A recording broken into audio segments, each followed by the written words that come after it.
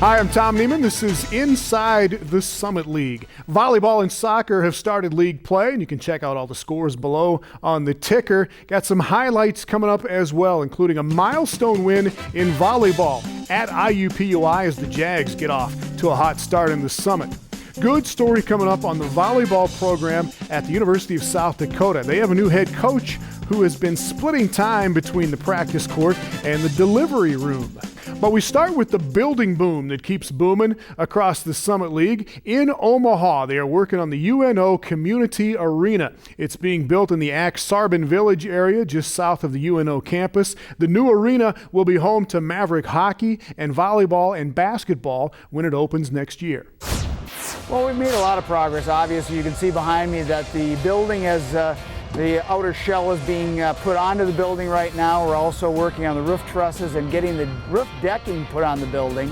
So the objective here is to have the building closed in by late December so that the work can continue on the inside throughout the winter months. So the progress has been very fast, very rapid over the last couple of months, and we feel we're on time, on budget, so that's very positive. After we get it closed in throughout the winter, they'll be doing the fine grade, the fine finishing work, putting in all the individual rooms that are going to be down on the main floor, finishing off the areas in the concourse, and preparing it for occupation, which will occur at the end of next summer. It truly is a great coincidence of meeting at the right time, because we are going to be able to play all of our interior sports, being men's and women's basketball, volleyball, and hockey in the facility.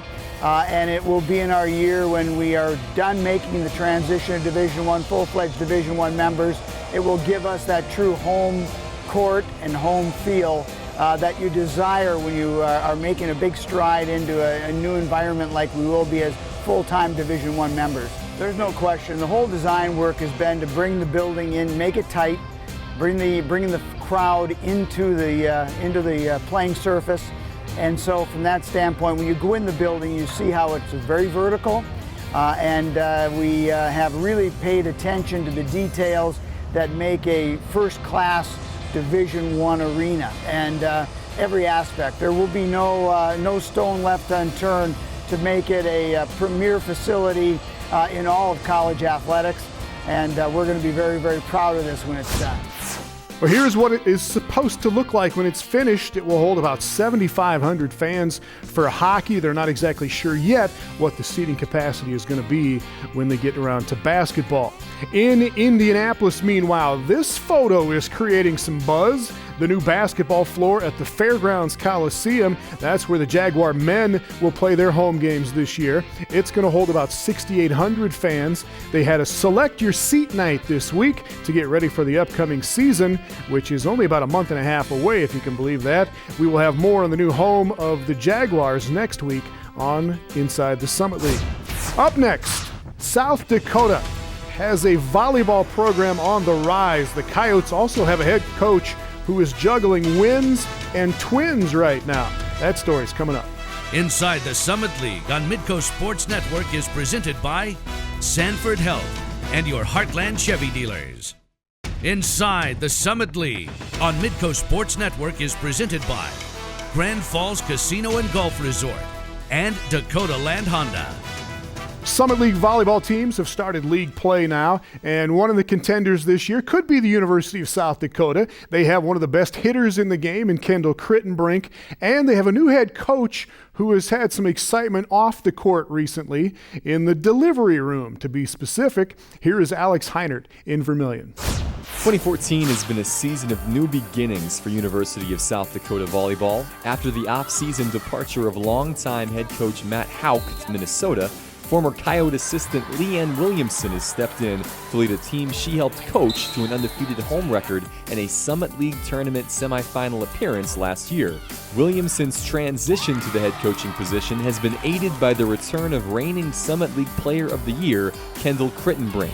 The senior outside hitter from Gretna, Nebraska, has seen the program grow since her arrival in 2011, but she's not content with the team's rise just yet. We've made big strides coming from my freshman year to where we are now.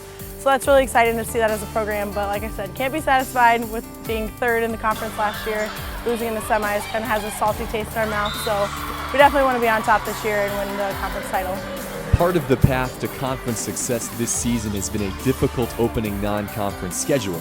South Dakota has played in tournaments against opponents from the Pac-12, Big 12, SEC, and Big East, posting a record of 6-6 and picking up wins against Colorado, Arkansas, and Creighton in the process. Both Crittenbrink and Coyote assistant Michelle Cole know how important that big game experience will be come Summit League play. We've played some really big schools, so that shows us what we need to work on, but it also shows us that we've grown as a program and that we keep moving up in the world. Playing Arkansas, playing also in the Creighton tournament as our last two tournaments really helped us end our away portion of our season on a high note. So we're ready to come back in and play our best volleyball at home to get the Summit League started. Cole and grad assistant Michael Rundy have played a bigger role than usual during the opening month of the 2014 campaign. The reason? On September 25th, Williamson became a mother for the first time, giving birth to twin boys Logan and Jackson. But if you believe pregnancy and childbirth would slow the new Coyote head coach down, think again. Leanne is a warrior. She's like a samurai. I don't know how she can do what she does, but that is one tough woman. Once they let her out of the hospital, she's got half her family coming in to help her. So there's like 8 pairs of hands to help with 2 new babies. She's coming right back to the gym as soon as possible. The biggest reason for the quick return to action for Williamson lies in the amount of potential she and Cole see in their squad this season. There's a lot that we want to accomplish this season, and all of us are completely invested in what we're trying to do as a team and as a program. And so Leanne's no different. We're going to try and make our statement here in the Summit League, and then she's going to take a maternity leave once we're done with our NCAA push. Well, South Dakota did win twice over the weekend. So did IUPUI. And when the Jags beat North Dakota State on Sunday, it was the 200th Division I win for IUPUI head coach Steve Payne. He is the first coach in league history to reach that number of Division I wins. And the Jags win this match in 3 very close sets. Emily Myron was a monster, though, for North Dakota State. 13 kills, and she hit .462 for the match. But Caitlin Hickey was even better for IUPUI. She had 21 kills and hit .463, and IUPUI wins 25-21, 26-24, and 25-22. In Macomb, Illinois on Sunday, Western Illinois taking on Omaha. Great first set for the Mavericks. Mackenzie Horkey pounded away from the outside for Omaha. And then Kelly Wallach from the same spot. She had 19 kills in the match, and Omaha takes the first set pretty handily, 25-14. But Western comes back, wins the second, 28-26. Peyton Crosser with the hammer. She had 13 kills, and sets 3 and 4 are very close, but Omaha takes them both 26-24 and 25-22 in the win for the Mavericks. So here is how it shook out on the opening weekend in volleyball. Denver won on the road at Western Illinois, and then also at home against Oral Roberts. Denver, the season favorites to win the league again this year. USD won twice at home. The Coyotes have now won 13 matches in a row at home. IUPUI wins twice on the road, and Fort Wayne won its only match of the weekend at South Dakota State. We will hear from the new athletic director at North Dakota State and a look at the Summit League Plays of the Month for September. That's coming up next. Inside the Summit League on Midco Sports Network is presented by Sanford Health and your Heartland Chevy dealers.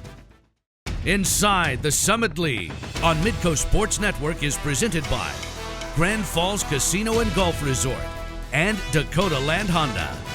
Welcome back inside the Summit League. Well, no question that North Dakota State has one of the strongest athletic programs in the league and in the country for that matter. That's part of the reason that bigger schools keep swooping in and taking their coaches and administrators. They've had a head football coach and a men's basketball coach and an athletic director all move on recently.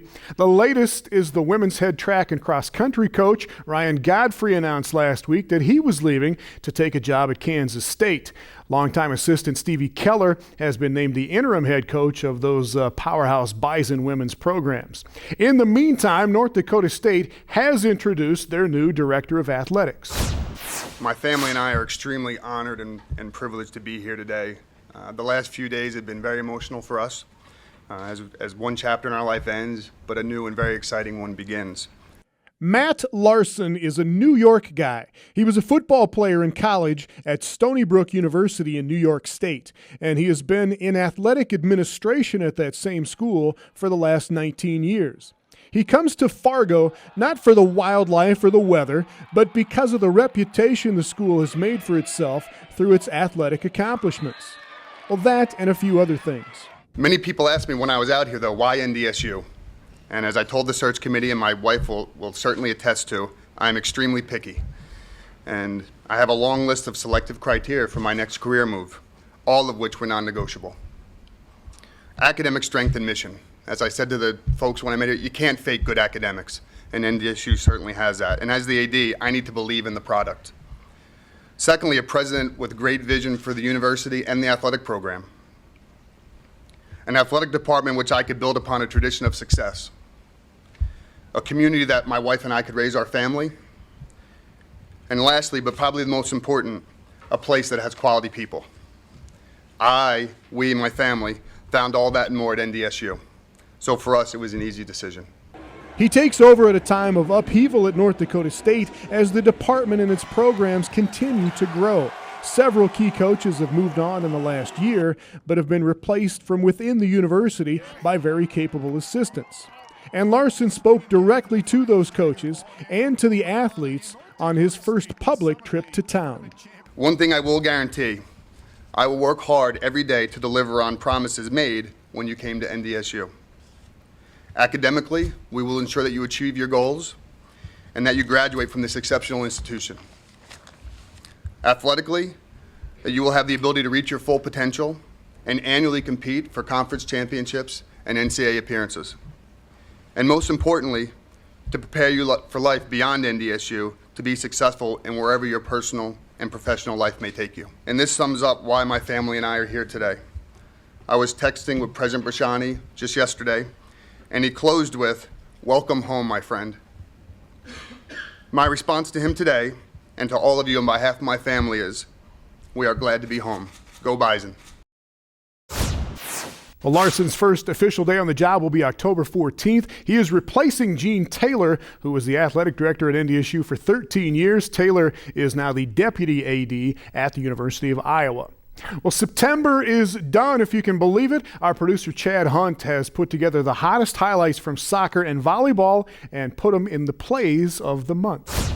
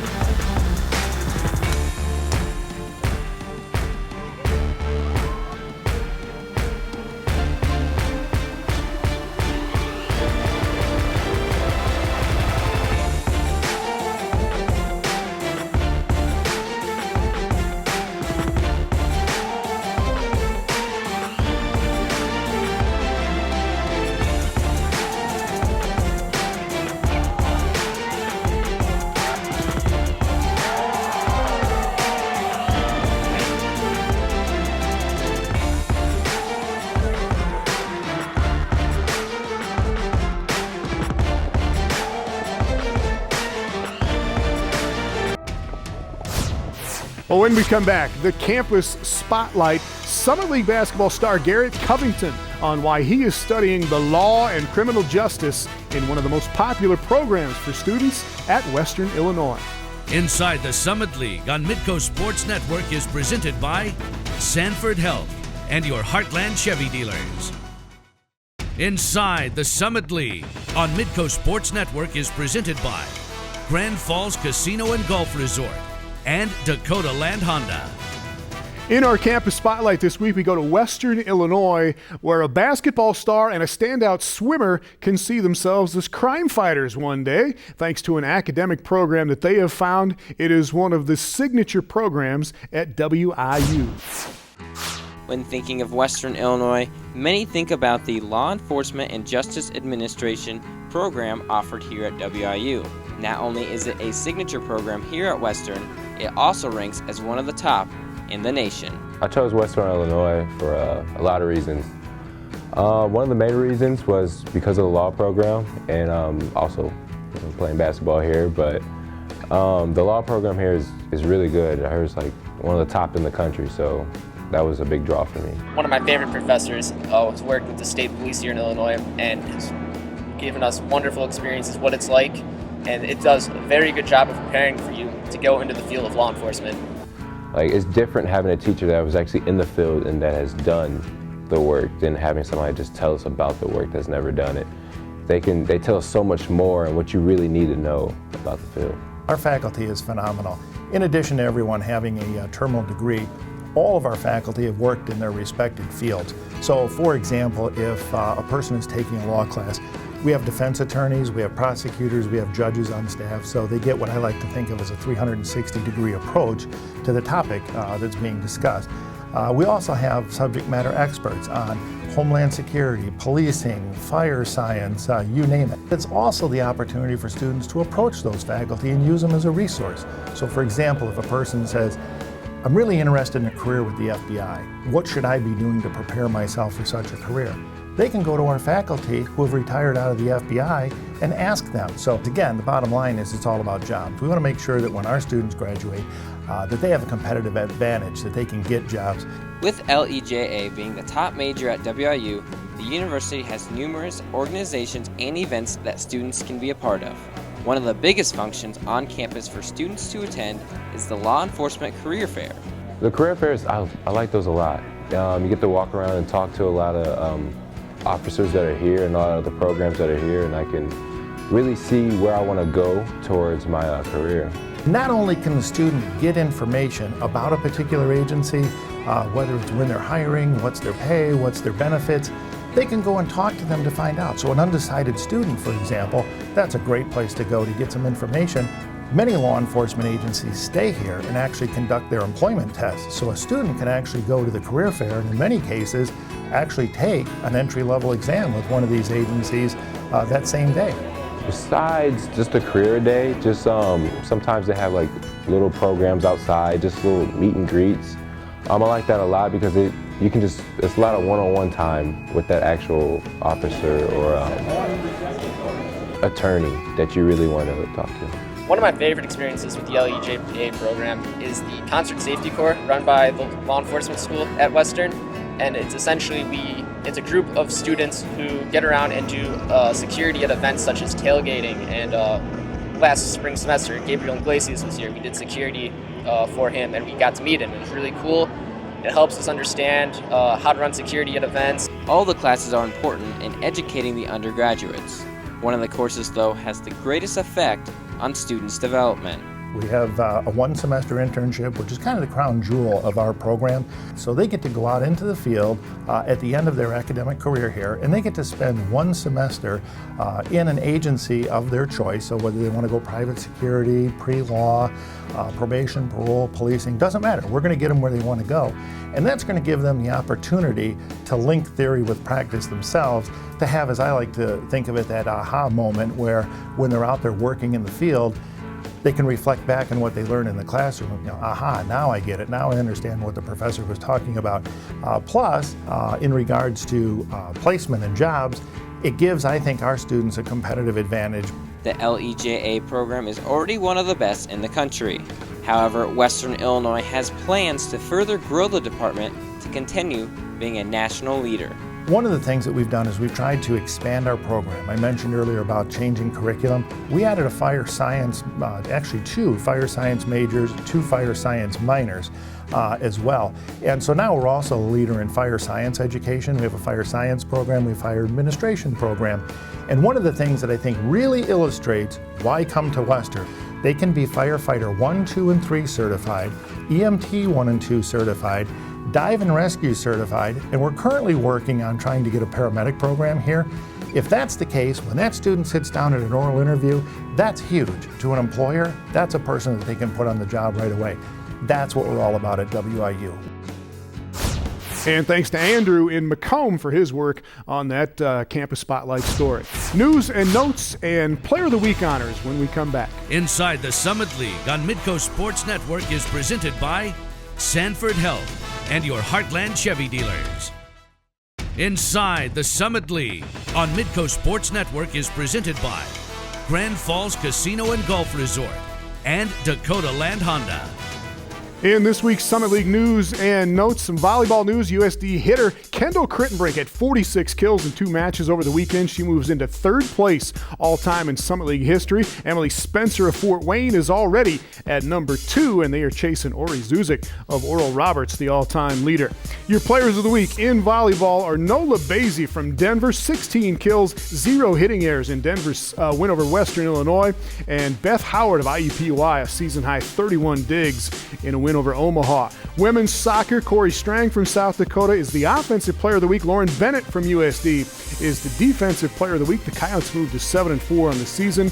And in men's soccer, Austin West of Fort Wayne and Raphael Kotzek of Fort Wayne from Munich, Germany, your players of the week in men's soccer. And thanks to all of our member schools. We'll see you next week.